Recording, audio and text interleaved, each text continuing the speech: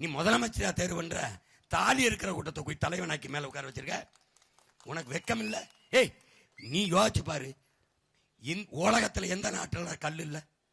எந்த நாட்டுல கல் இல்ல? இந்தியாவில் எந்த மாநிலத்தில் கல் இல்ல? ஏன்டா ஓ மாநிலத்தை மட்டும் தடை இருக்கு? இந்த கேள்வி எழுந்துருச்சுன்னா நீ எனக்கு ஓட்டு கூட போனோம்னா நீ பொழைச்சிக்கிடுவேன். இந்த கேள்வி எழுத அவனுக்கு. ஏன் ஓ மாநிலத்தில் மட்டும்? ஆந்திரா, கேரளா, கர்நாடகா, புதுச்சேரி, பீகார், குஜராத், ராஜஸ்தான், மகாராஷ்டிரா எல்லா மாநிலத்திலும் கல் இருக்கும்போது ஓ மாநிலத்தில் மட்டும் கல் எப்படி மதுவாச்சு? ஏன் அதற்கு தடை? ஏன் நீங்க கேட்கல? எங்க அப்பா நல்லுசாமி கத்திக்கிட்டே இருக்கானடா. கல்லு உணவின் ஒரு பகுதிதான், கல்லு மது அல்ல, அரசியல் அமைப்பு சட்டமே தான்டா சொல்லுது.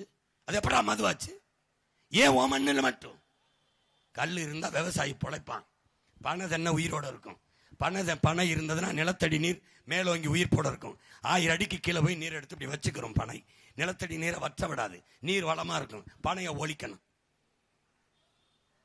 ஒரு மரம், இயற்கையில் ஒரு உயிரினம் 840 பயன்பாட்டை மனித உயிருக்கு தருது என்றால் அது ஒரே ஒன்று, பனை மட்டும்தான். 10 பனை மரம் கிணத்தை சுற்றி இருந்தால் தண்ணீரை வத்த விடாதுன்னு அப்பா நம்மாழ்வார் சொல்றாங்க. அவ்வளவு அருமையான ஒரு உயிர். அது மரம் இல்லை, பயிர்ன்னு தான் சொல்லுது. அது ஒரு புல். அந்த பனம்பால, தென்னம்பால, ஈச்சம்பால கல்லு மதுன்னு தடை விதிச்சு விட்டு இந்த அயோக்கியப்பைய டாஸ்மார்க்கை திறந்து விட்டுருக்காங்கன்னா கல்லு மதுடா, எந்த கலப்படம் இல்லாத தூய பனம்பால், தென்னம்பால், மது. சரி, மது. அப்போ ஓன் டாஸ்மார்க்கில் விற்கிற பீரு, பிராண்டி, விஸ்கி, ரம்மு, சின்னு, ஒயின் இதெல்லாம் என்ன கோயிலில் கொடுக்குற புனித நீரா? தீர்த்தமாடா டேய், எல்லாரும் வாங்கி அப்படி குடிச்சுக்கிறோங்கோ. அப்படியா? போதையின் பாதையில் செல்லாதீர்கள், உங்கள் அப்பா சொல்லுகிறேன். எந்த அப்பண்டா டாஸ்மார்க் திறந்து வச்சுக்கிட்டு இருப்பான்? எந்த அப்ப? எவன்?